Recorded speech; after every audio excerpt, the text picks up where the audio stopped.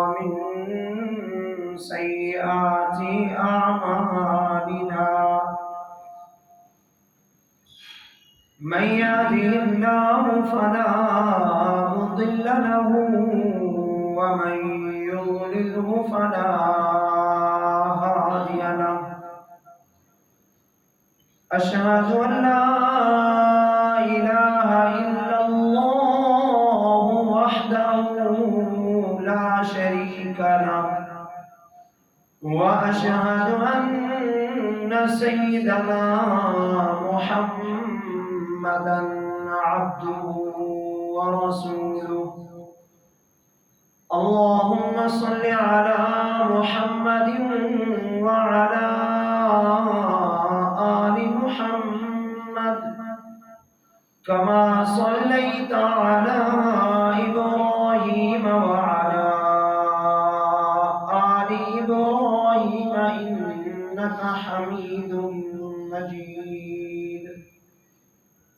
اللهم بارك على محمد وعلى آل محمد كما باركت على إبراهيم وعلى آل إبراهيم إنك حميد مجيد أما بعد فإن خير الحديث كتاب الله وخير الهدي هدي محمد صلى الله عليه وسلم وشر الأمور محدثاتها فإن كل محدثة بدعة وكل بدعة ضلالة وكل ضلالة في النار فأعوذ بالله السميع العليم من الشيطان الرجيم من همزه ونفخه ونفثه بسم الله الرحمن الرحيم وقل رب اغفر وارحم وأنت خير الراحمين قال الله تبارك وتعالى ورحمتي وسعت كل شيء فسأكتبها للذين يتقون ويؤتون الزكاة والذين هم بآياتنا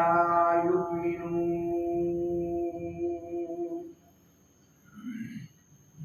ہر قسم کی حمد و ثنا تعریفات اور تسبیحات تکبیرات تحمیدات اللہ وحدہ لا شریک له کی ذات بابرکات کے لیے انگنت اور لا تعداد درود و سلام امام الہدا امام الرسل خاتم الانبیاء سید الاولین والآخرین میرے اور تمہارے پیغمبر جناب محمد رسول اللہ صلی اللہ علیہ وآلہ وسلم کی ذات اقدس پر دعائے مغفرت اور دعائے خیر رسول اللہ صلی اللہ علیہ وسلم کی امت کے تمام مومنین مومنات مسلمین اور مسلمات کے لیے معزز سامعین سورۃ مومنون کی آخری آیت بہت ہی چھوٹی سی آیت آپ کے سامنے اللہ رب العالمین کی خاص توفیق سے تلاوت کی ہے۔ اللہ رب العالمین سے دعا ہوں کہ رب تعالی میری زبان سے جو بلوائیں حق اور سچ بلوائیں سننے اور سنانے کے بعد ہم سب کو عمل پیرا ہونے کی توفیق عطا فرمائے۔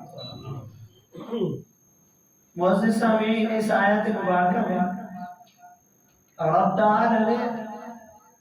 اپنے پیغمبر محمد رسول اللہ صلی اللہ علیہ وآلہ وسلم کو حکم فرمایا کہ اے میرے پیغمبر، آپ اپنے رب سے بخشش طلب کیجیے اور اپنے رب سے رحمت طلب کیجیے اور اعلان کر دیجیے کہ تمہارا رب ارحم الراحمین، انتہائی مہربان اور نہایت ہی شفقت کرنے والا ہے۔ تمہارا رب بڑا رحیم اور کریم ہے، تمہارا رب بہت ہی بڑا مہربان ہے، اور تم اپنے رب سے رحمت طلب کیا کرو، اپنے رب سے اس کی رحمت کا سوال کیا کرو۔ رب کی رحمت کا ایک حصہ وہ ہے جو تمہیں بن مانگے مل رہا ہے،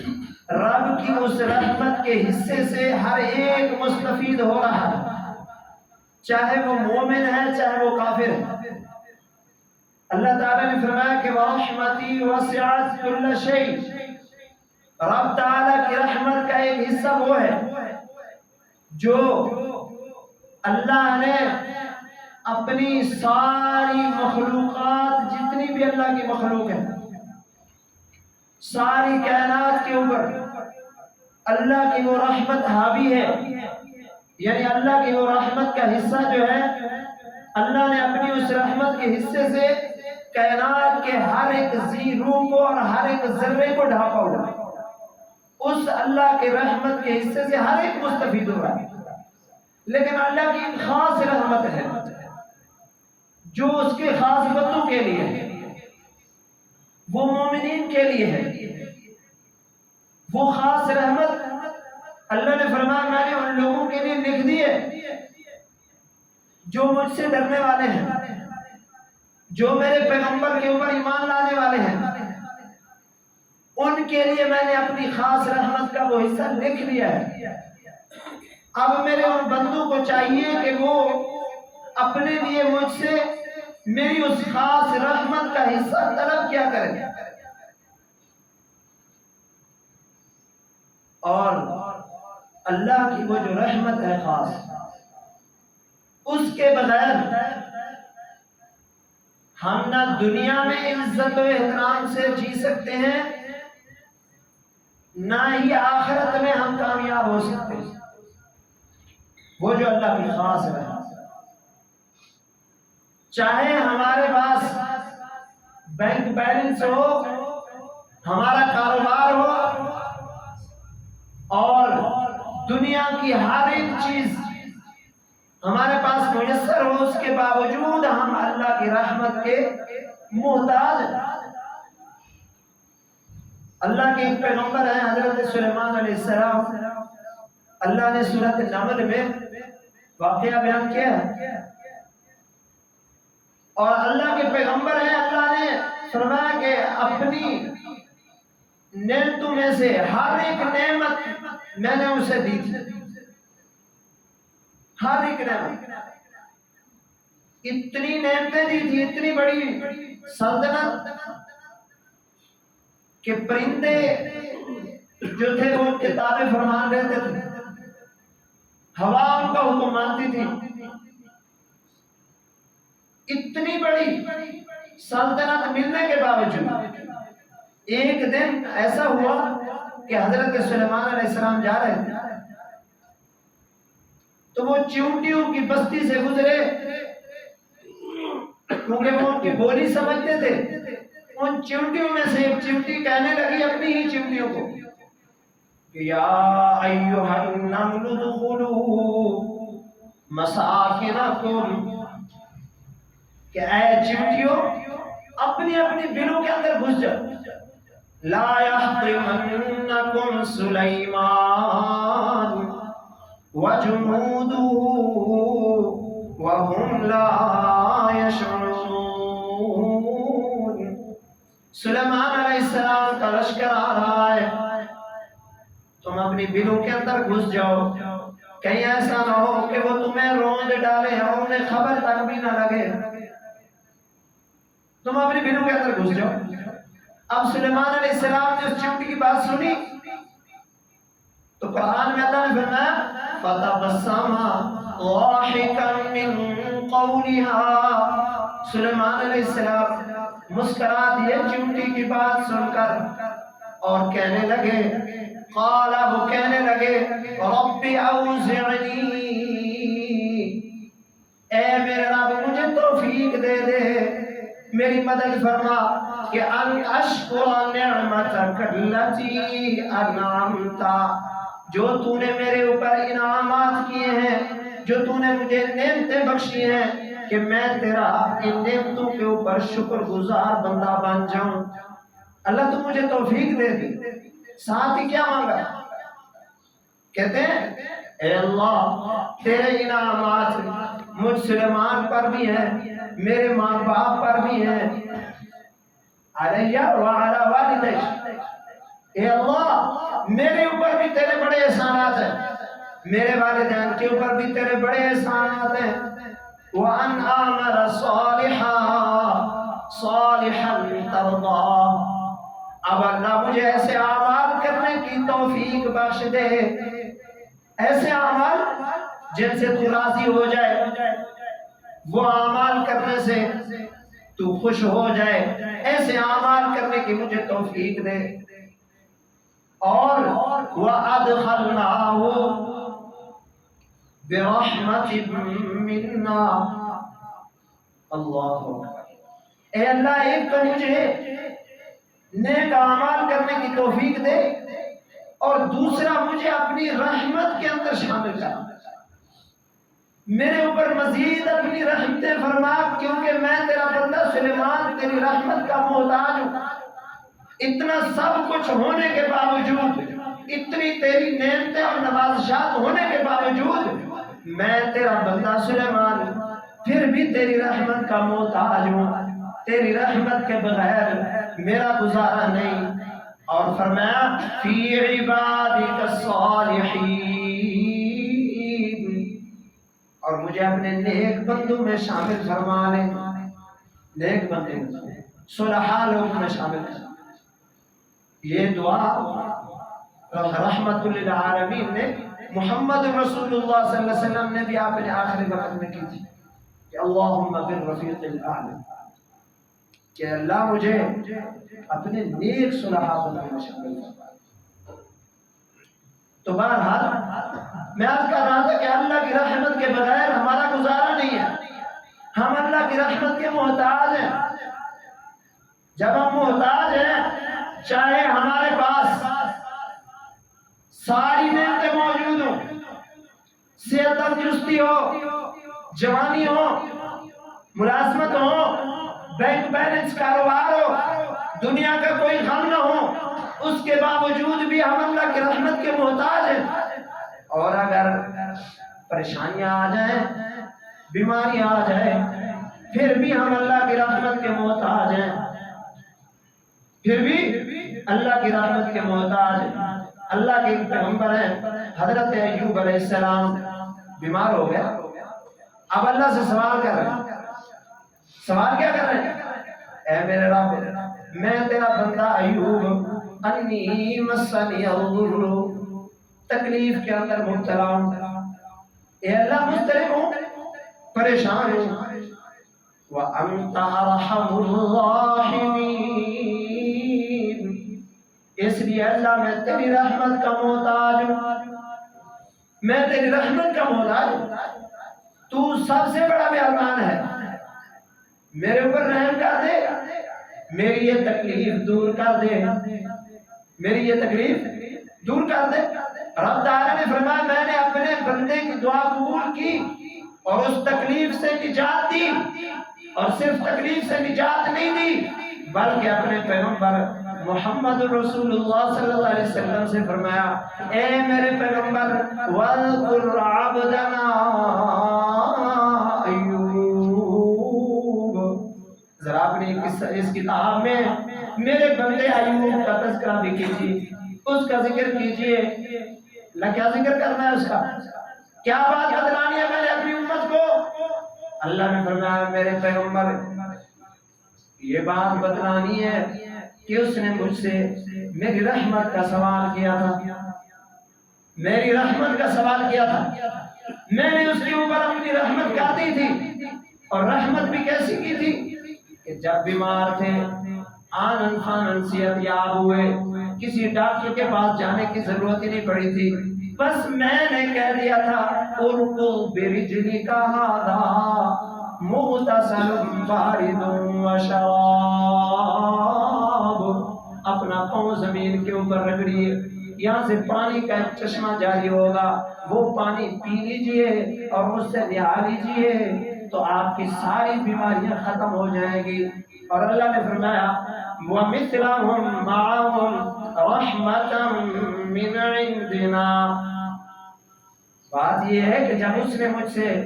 میری رحمت کا سوال کیا تو میں نے اس کے اوپر اپنی رحمت نچھاور کر دی، ساری مصیبتیں بھی دور کر دی،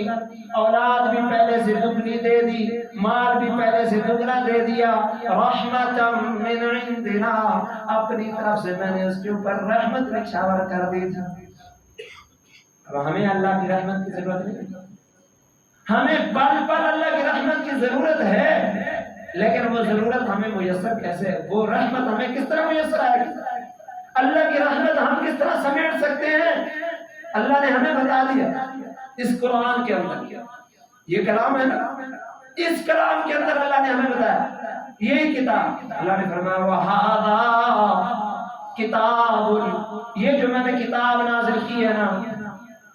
انزلناہ، یہ جو میں نے کتاب نازل کی ہے مبارکن، بڑی بابرکت ہے، بڑی بابرکت ہے۔ اب اللہ میاں اس سے برکت حاصل کس طرح کرنی ہے، کیا کریں؟ اس کو غلاف کے اندر لپیٹ کے گھر کی الماری کے اندر رکھ دیں، روزانہ صبح اٹھ کے اسے چوم لیا کریں، یا پھر بازار میں آپ رہتے ہیں نا،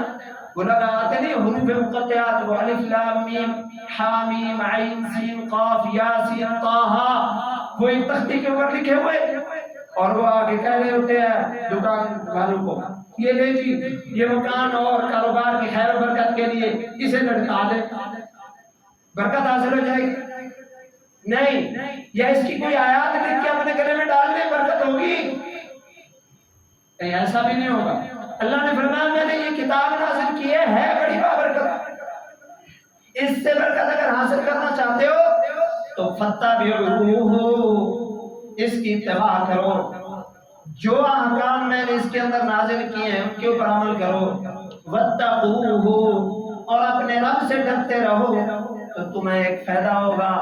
لَعَلَّكُمْ تُرْحَمُونَ، میں اللہ تمہارے اوپر اپنی رحمتیں نچھاور کروں گا، وہ جو اللہ کی خاص رحمت ہے وہ تمہیں میسر آئے گی، برکتیں بھی ملیں گی اور اللہ کی رحمت بھی ہوگی۔ کیا کام کرنے سے؟ کتاب کو اپنانے سے، اس کے اوپر عمل کرنے سے، قرآن کو سینے سے لگانے سے، قرآن کو سیکھنے سے، پھر اس کے اوپر عمل کرنے سے برکت بھی ملے گی، رحمت بھی ملے گی۔ پھر اسی قرآن کے اندر اللہ تعالیٰ نے فرمایا اگر تم یہ چاہتے ہو کہ میں تمہارے اوپر رحمت کر دوں، اگر تم چاہتے ہو کہ میں تمہارے اوپر اپنی رحمت نچھاور کر دوں تو پھر وَأَطِیعُوا اللَّهَ، اللہ کی اطاعت کرو، وَالرَّسُولَ، جو میں نے رسول بھیجا اس کی اطاعت کرو، لَعَلَّكُمْ تُرْحَمُونَ، پھر میں اللہ تمہارے اوپر اپنی رحمتیں نچھاور کر دوں گا، پھر تمہیں رحمت میسر آئے گی، وہ خاص رحمت جس رحمت کے بغیر دنیا میں بھی تم چین سے نہیں جی سکتے، سکون سے نہیں رہ سکتے، اور جس رحمت کے بغیر تمہارے گناہ بھی معاف نہیں ہو سکتے،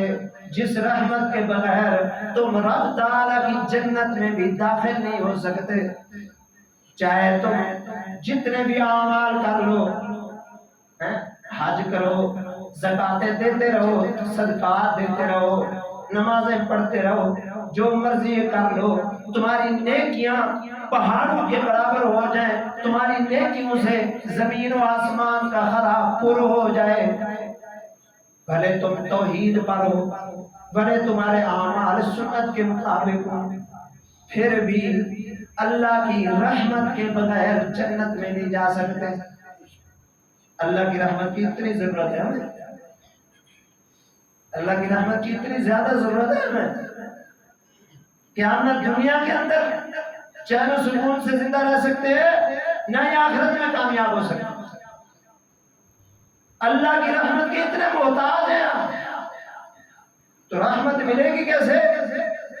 اس ایک اور مقام پہ سورۃ نور میں 98 پارے میں اللہ نے فرمایا اگر تم چاہتے ہو کہ میں اللہ تمہارے اوپر رحم کر دوں تو وَأَقِيمُوا الصَّلَاةَ، نماز کو قائم کرنا پڑے گا، وَآتُوا الزَّكَاةَ، زکوٰۃ ادا کرنی پڑے گی، اور آگے فرمایا وَأَطِيعُوا الرَّسُولَ، یہ کام اپنی مرضی سے نہیں کرنے، ہاں نماز قائم کرنی ہے یہ میرا حکم ہے، زکوٰۃ ادا کرنی ہے یہ میرا حکم ہے، اور یہ نماز کس طرح قائم کرنی ہے، اس کے پڑھنے کا طریقہ کیا کار کیا ہے، اس کو ادا کرنے کا انداز کیا ہے۔ اللہ نے فرمایا وَأَطِيعُوا الرَّسُولَ، یہ اعمال کرنے ہیں، یہ اعمال بجا لانے میں، یہ اعمال کرنے میں میرے پیغمبر کی تمہیں اطاعت کرنی پڑے گی۔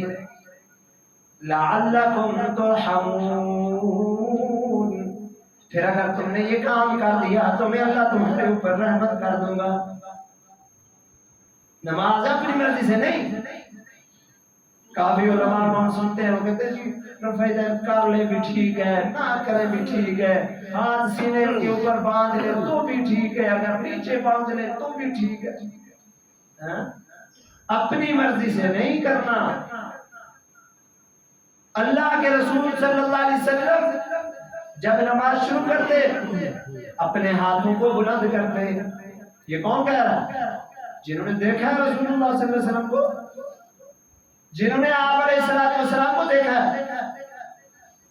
یہ حضرت عبداللہ بن عمر رضی اللہ تعالیٰ عنہ کون ہے؟ حضرت عبداللہ بن عمر بچپن سے لے کے نبی صلی اللہ علیہ وسلم کی وفات تک، یہ اپنے بچپن سے لے کے حضرت عبداللہ بن عمر نبی صلی اللہ علیہ وسلم کی وفات تک آپ صلی اللہ علیہ وسلم کے ساتھ رہے۔ اور رشتہ کیا ہے آپ صلی اللہ علیہ وسلم سے؟ کہ آپ صلی اللہ علیہ وسلم کی بیوی ہم کی ماں ام المومنین حضرت حفصہ رضی اللہ تعالیٰ عنہ کے بھائی ہیں۔ ان ساری زبان سریکی یا پنجابی ہے، نبی صلی اللہ علیہ وسلم کا سالہ لگتا تے نبی صلی اللہ علیہ وسلم نے انہوں نے دیکھا کہ آپ صلی اللہ علیہ وسلم نے نماز کے شروع میں تکبیر کہی، اپنے ہاتھوں کو بلند کیا، حتیٰ کہ آپ علیہ السلام کے ہاتھ کندھوں کے برابر تک آ گئے۔ اسی طرح رکوع میں جاتے ہوئے، پھر رکوع سے سر اٹھاتے ہوئے، پھر تیسری رکعت کے لیے اٹھتے ہوئے نبی صلی اللہ علیہ وسلم نے تو رفع دین کیا۔ لیکن آج ہمارا کوئی نہ کوئی مولوی کیا دیتا ہے، وہ جی نہ کریں بھی ٹھیک۔ رسول اللہ صلی اللہ علیہ وسلم نے کام کیا، یہ سنت ہے، اور ایسی دائمی سنت کہ کوئی کسی ایک رکوع کی یا کسی ایک رکعت کے ایک رکوع جاتے ہوئے یا اٹھتے ہوئے کوئی بھی ایسی حدیث نہیں ملتی کہ آپ صلی اللہ علیہ وسلم نے رفع دین نہ کیا۔ ہم بڑے دھڑلے سے کہتے کہ نہ کریں تو بھی ٹھیک ہے، پھر کیا اللہ کی رحمت شامل حال ہو جائے گی؟ کیا اللہ ہمارے اوپر راضی ہو جائے گا؟ اللہ تو بار بار کہہ رہے ہیں کہ بھی میرے رسول کی اطاعت کرو گے تو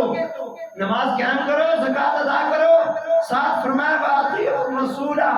میرے رسول کی اطاعت کرو، لَعَلَّكُمْ تُرْحَمُونَ، تو میں پھر تمہارے اوپر راضی ہو جاؤں گا، تمہارے اوپر رحم کروں گا۔ اب اگر کوئی بندہ ایسا بھی ہے کہ اس نے یہ کام نہیں کیے، غافل رہا، غفلت کے اندر اس نے زندگی گزار دی،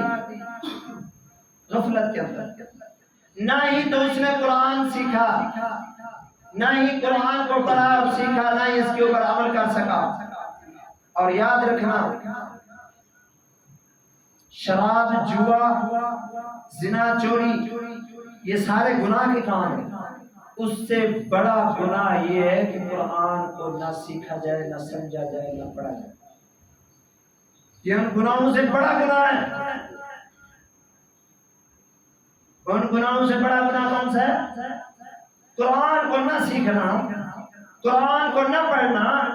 اس کو نہ سمجھنا، اس کی منہیات جو ہیں انہیں جو ہے نا پیچھے اپنا ڈال دینا، پرواہ نہ کرنا، یہ سب سے بڑا گناہ ہے قرآن کو نہ سیکھنا۔ جب سیکھیں گے پڑھیں گے تو پتہ چلے گا کہ بھی اس کے اندر ہے کیا، اللہ میں حکم کیا دے رہے، ہم نے جینا کس طرح، ہمارا جینا کس طرح، ہم نے زندگی کس طرح گزارنی، یہ تو قرآن کو سیکھیں گے پڑھیں گے تب۔ اب کوئی بندہ ایسا ہے قرآن نہیں پڑھا، سنت کے بارے میں اسے علم نہیں، نماز نہیں پڑھی اس نے، غفلت میں اس نے زندگی گزار دی، اب وہ کیا؟ اس کے لیے رب تعالیٰ نے ایک پیکج دی کہ وہ اللہ کی رحمت سے کس طرح مستفید ہو سکتا ہے، کیونکہ اللہ کی رحمت کے بغیر تو گزارا نہیں۔ اللہ کی رحمت کے محتاج تو اللہ کے پیغمبر ہیں، اللہ کے جو ولی ہیں وہ بھی اللہ کی رحمت کے محتاج ہیں۔ دیکھو اللہ کے پیغمبر محتاج نہیں، سب سے پہلا انسان آدم علیہ السلام اللہ کا پیغمبر ہے، اللہ نے اپنے ہاتھوں سے تخلیق کیا، تمام نوری فرشتوں سے سجدہ بھی کروا دیا، اتنی اعزاز و اکرام بخشا، لیکن اس کے باوجود وہ آدم علیہ السلام جس کی نسل سے ہم ہیں، جس کی نسل سے تا قیامت تک آنے والے انسان ہوں گے، وہ کیا کہہ رہے ہیں؟ اے اللہ ربنا ظلمنا انفسنا وَإِن لَّمْ تَغْفِرْ لَنَا وَتَرْحَمْنَا لَنَكُونَنَّ مِنَ الْخَاسِرِينَ۔ اے میرے رب یہ بات اپنی جگہ پہ درست ہے کہ تو نے مجھے اپنے ہاتھوں سے تخلیق کیا،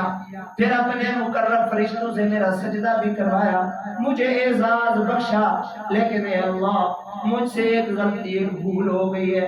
اے اللہ اگر تو نے مجھے معاف نہ کیا، وَتَرْحَمْنَا میرے اوپر رحمت نہ کی، لَنَكُونَنَّ مِنَ الْخَاسِرِينَ اے میرے اللہ تیرا یہ آدم خسارہ اٹھانے والوں میں سے ہو جائے گا۔ رب کی رحمت کا محتاج آدم علیہ السلام بھی رب کی رحمت کے محتاج۔ اللہ کا ایک اور پیغمبر ہے نوح علیہ السلام، قرآن کہتا ہے 950 سال تک اللہ رب العالمین کی طرف لوگوں کو دعوت دی، ہر طرح کی مصائب اور مشکلات بھگتے انہوں نے، تانے بھی سہے انہوں نے، لیکن اس کے بعد کیا کہہ رہے ہیں؟ بیٹے کے بارے میں سوال کر دیا، بیٹے کے بارے میں جو کفر پر تھا، بیٹے کے بارے میں سوال کر دیا اللہ سے، اللہ نے آگے سے جھڑک دیا اور کہہ دیا کہ نوح دوبارہ سوال بھی نہ کرنا۔ تو نوح علیہ السلام کیا کہہ رہے ہیں؟ فرمایا رب انی اعوذ بکا، اے میرے رب میں پناہ طلب کرتا ہوں، میں پناہ مانگتا ہوں کہ میں نوح اس چیز کے بارے میں تجھ سے سوال کروں جس کا مجھے علم نہیں، اور ساتھ ہی کہہ دیا وَإِلَّا تَغْفِرْ لِي، اے اللہ اگر تو نے میری بخشش نہ کی، وَتَرْحَمْنِي اور میرے اوپر رحمت نہ کی، تو لَنَكُونَنَّ مِنَ الْخَاسِرِينَ تیرا نوح 950 سال تیری طرف لوگوں کو بلانے کے باوجود بھی خسارہ اٹھانے والوں میں سے ہو جائے گا اگر تو نے میرے اوپر رحمت نہ کی۔ تو اللہ سے اللہ کی رحمت کا سوال کرنا ہے۔ اللہ کے ولی بھی اللہ کی رحمت کے محتاج تھے۔ سورۃ کہف آپ پڑھتے ہوں گے نا، اس میں ایک آیت ہے اِذْ أَوَى الْفِتْيَةُ إِلَى الْكَهْفِ فَقَالُوا رَبَّنَا آتِنَا مِن لَّدُنكَ رَحْمَةً۔ اللہ فرما رہے ہیں میرے پیغمبر، جب ان لوگوں نے غار کی طرف پناہ لی،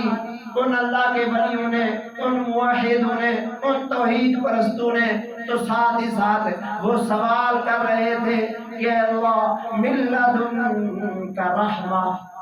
ہم تیری رحمت کے محتاج ہیں، ہمارے اوپر اپنی رحمت کی برکھا برسا دے، ہمارے اوپر اپنا رحم کر دے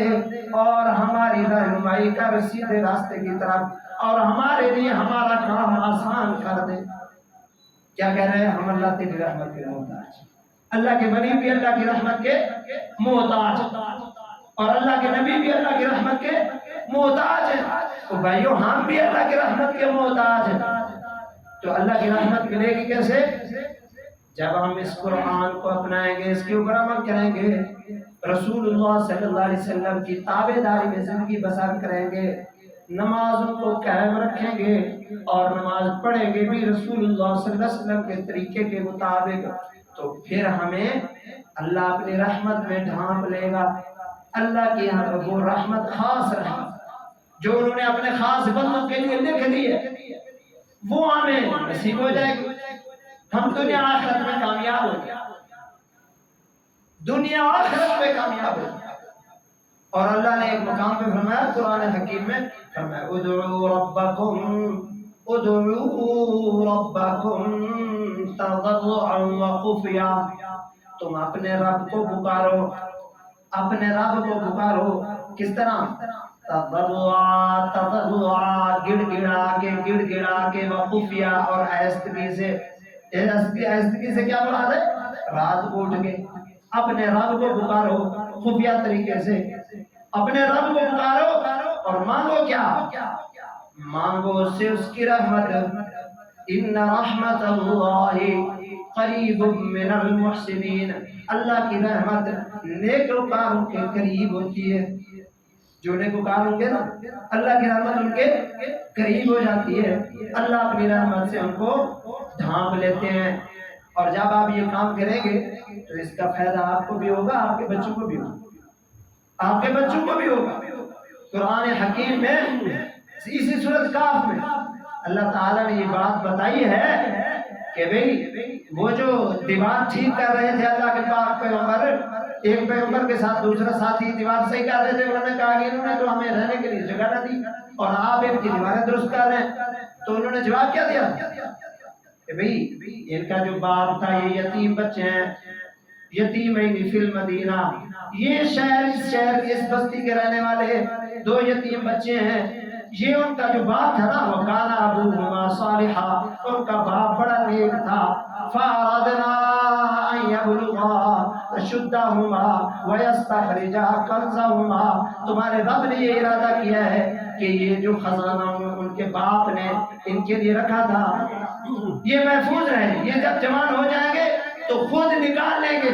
اور ساتھ ہی فرمایا رحمتا من ربک، یہ تیرے رب کی خاص رحمت ہے۔ اب رب کی رحمت جس کے اوپر ہو جائے تو اس کے بچوں کو بھی یعنی فائدہ ملتا ہے، اس کے مرنے کے بعد بھی انہیں فائدہ ملتا ہے۔ اللہ رب العالمین سے دعا ہے کہ اللہ رب العالمین ہمیں عمل کرنے کی توفیق عطا فرمائے۔